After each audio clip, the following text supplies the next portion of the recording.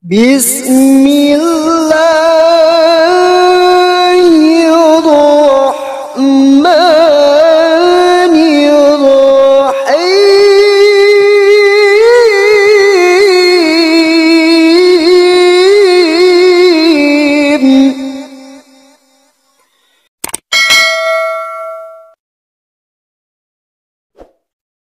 Bismillahirrahmanirrahim. Assalamualaikum warahmatullahi wabarakatuh. Kaum muslimin yang dirahmati Allah, semoga Allah senantiasa curahkan segala rahmat, segala nikmat yang berkepanjangan dan diadakan berhujung dari dunia hingga akhirat kelak insyaallah.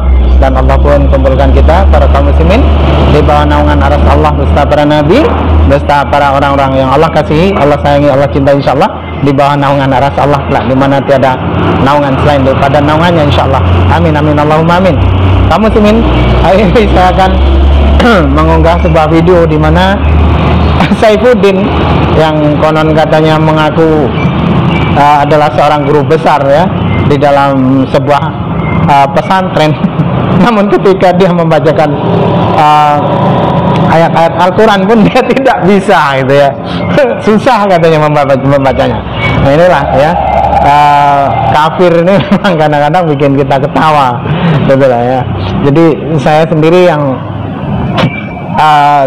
tidak tahu ya cara membaca Al-Quran dengan baik, sekalipun melihat Saifuddin membaca ini saya mau tertawa rasanya ya. Kalau saya tidak bisa membaca oleh karena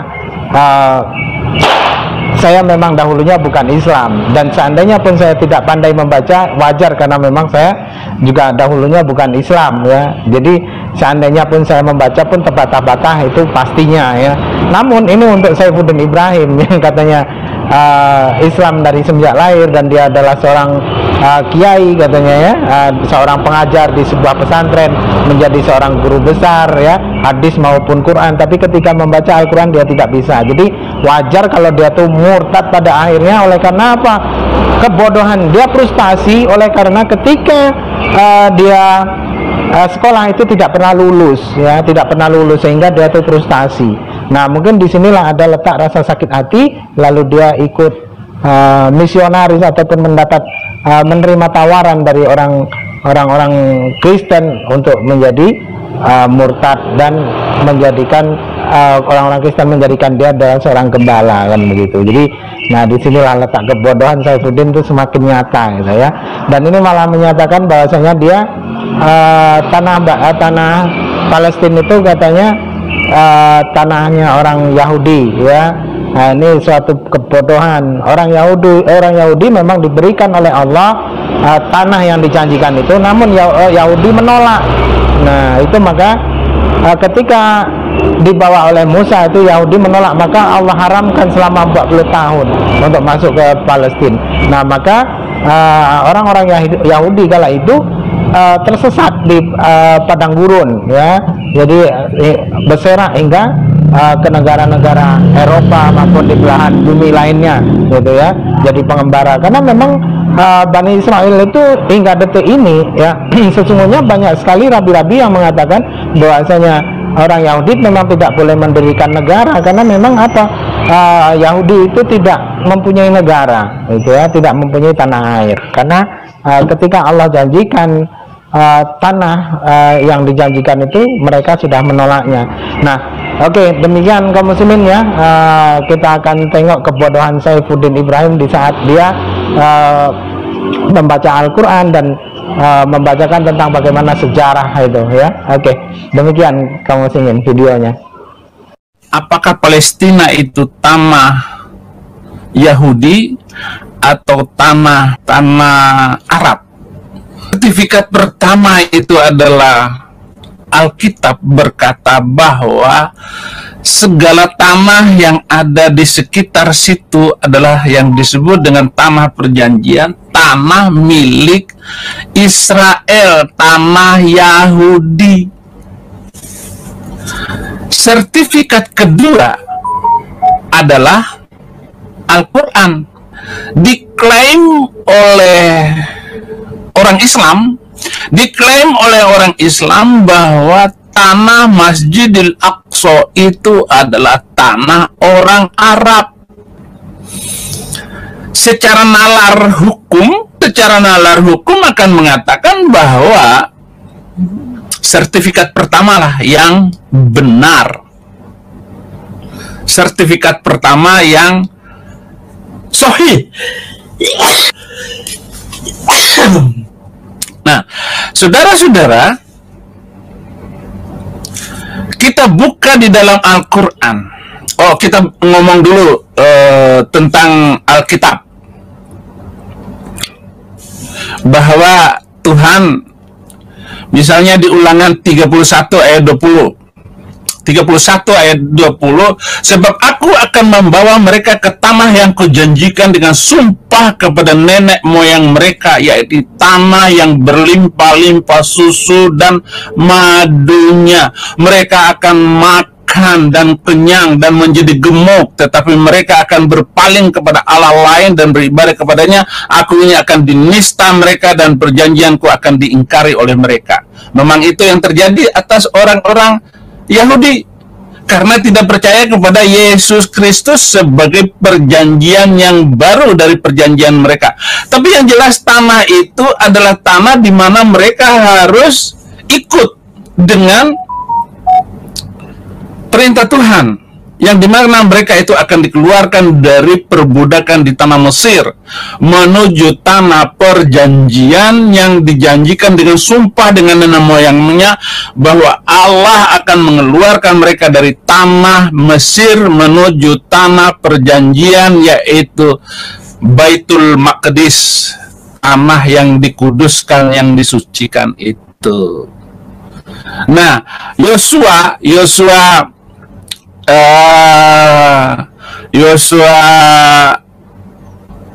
katakan Yosua 4 ayat 18, ketika para imam mengangkat tabut perjanjian Tuhan itu keluar dari tengah-tengah sungai Yordan, dan baru saja kaki para imam dijejakkan ke tanah yang kering, maka berbaliklah air sungai Yordan itu ke tempatnya dan mengalir seperti dahulu dengan meluap sepanjang tepinya.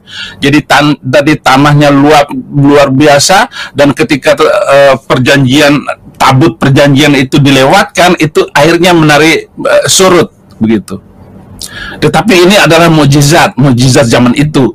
Beginilah firman Tuhan, pada waktu aku berkenan aku akan Yesaya 49 ayat 8. Beginilah firman Tuhan, pada waktu aku berkenan aku akan menjawab mereka, dan pada hari aku menyelamatkan,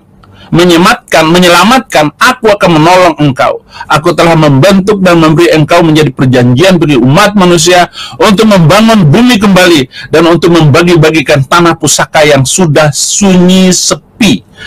Jadi tanah pusaka ini ketika itu sunyi sepi, tetapi ketika Islam masuk ke tanah Palestina, itu orangnya sudah ada, tetapi dibantai habis waktu itu oleh tentara Islam.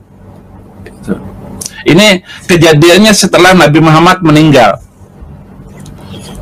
Masuklah orang Arab karena mereka memenangkan peperangan. Tetapi apapun sejarahnya, maksud saya apapun masalahnya, sejarah menulis seperti itu, yang tidak bisa diganggu gugat sebenarnya, karena dikuatkan juga oleh Al-Quran. Misalnya di dalam surat Al-Maidah ayat 21. Nah, ini dengarkan ini saudara-saudara muslim ini, jangan asal ikut-ikutan ngomong begitu tanpa pengertian. Al-Quran sendiri yang mengatakannya bahwa tanah Palestina itu milik Yahudi. Milik Yahudi. Al-Maidah ayat 21, ya qaumi khudul ardha al-muqaddasah alladhi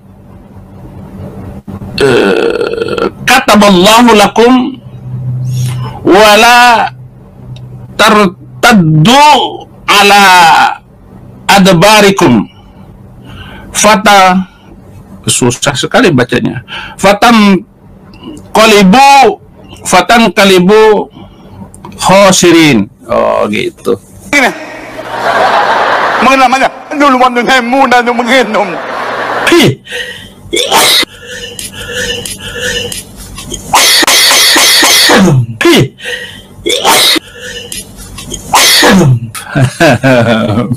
Jangan ketawa Pak, sadar ya kan.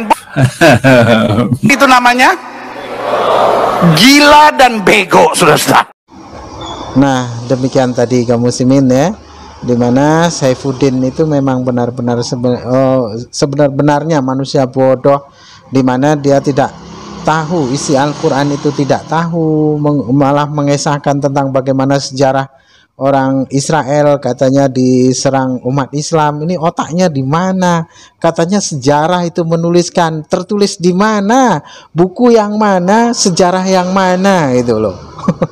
Namanya orang tolol ini ya, tapi merasa pintar ya. Debat tidak bisa, diajak berdebat malah pasang tarif ya, meminta 25 juta. Nah, ini kan memalukan sebenarnya ya. Kalaupun ada orang Kristen ya menjadikannya Saifuddin Ibrahim ini adalah orang yang pandai, itu salah besar ya. Ketika para murtadin ya seperti Ustadz Kainama ya membaca Al-Quran fasih, hadis fasih, sejarah tentang isi ayat-ayat Bible luar biasa faham. Ustadz John Ditan luar biasa hebat ya bagaimana tentang ilmu keislaman. Ustadz Yahya Waloni luar biasa tentang filsafatnya, ilmu filsafat, ilmu sejarah ya, dengan segala kerasionalannya, dengan segala logikanya, semuanya bermain dan semuanya dapat dibuktikan dengan valid ya kan. Nah, ini Saifuddin Ibrahim ini apa, baca Quran tidak bisa ya, cerita masalah sejarah pun salah ya.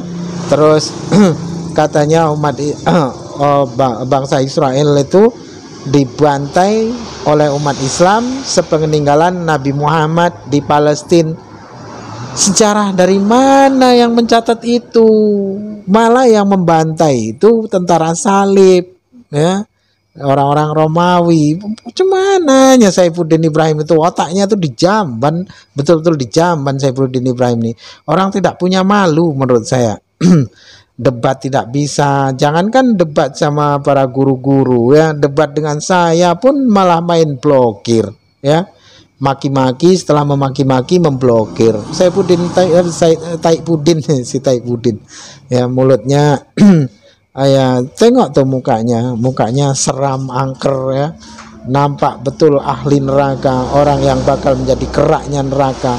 Dari pola bahasanya, ketika dia ngomong pun tidak ada kata-kata yang menyejukkan ya, tidak ada menandakan bahwasanya dia itu orang berilmu, tidak ada sama sekali, selain daripada memaki-maki, selain daripada menuduh, memelintir-melintir ayat, membaca Al-Quran tidak ngerti, ngakunya guru besar ya.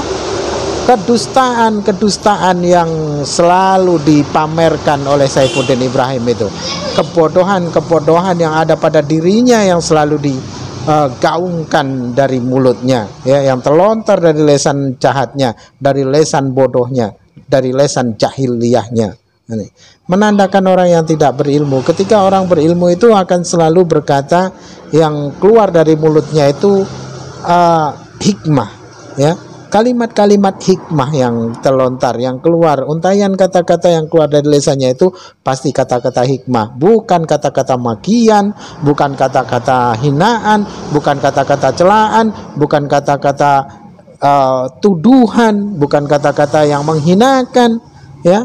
Kalaupun sudah begini, apa yang Saifuddin sampaikan itu murni oleh karena kebodohan dia sendiri, murni oleh karena ketidaktahuan dia sendiri, murni oleh karena tidak berilmunya si Saifuddin Ibrahim, sehingga setiap untayan kata-katanya hanya mencerminkan kebodohan, mencerminkan sebagai orang yang bodoh, tidak berilmu.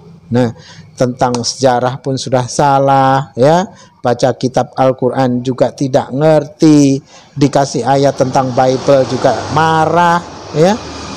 Apa yang dapat dibanggakan dari Saifuddin Ibrahim oleh orang Kristen? Tidak ada itu ya, karena memang Saifuddin Ibrahim juga cari duit dengan hal ini ya, dengan cara memaki-maki umat Islam, menghina Nabi ya, menghina Allah, menghina kitab suci Al-Quran, ya, menuduh umat Islam, memfitnah umat Islam, itu hanya untuk mencari makan, ya.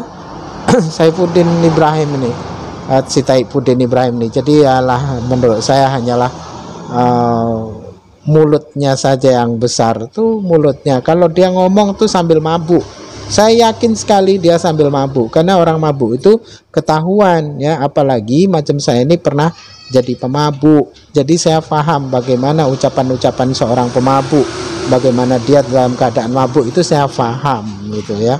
Jadi jelas apa yang dilontarkan oleh Saifuddin Ibrahim dari lisannya itu hanyalah sebuah kebodohan, ya, sebuah ketidaktahuan yang dimana dia sendiri tidak dapat menguasai dari segala bidang ilmu. Jadi jelas di sini orang-orang seperti orang-orang kafir seperti Saifuddin Ibrahim itu hanya membawa kebencian di dalam hatinya, ya, yang mengataskan nama ajaran agama.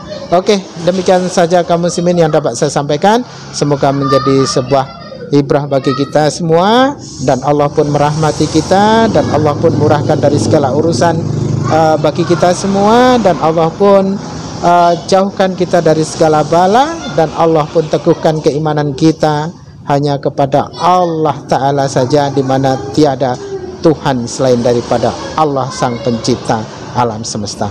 Oke, demikian saja kaum muslimin, saya akhiri video saya ini. Wassalamualaikum warahmatullahi taala wabarakatuh. Bismillah.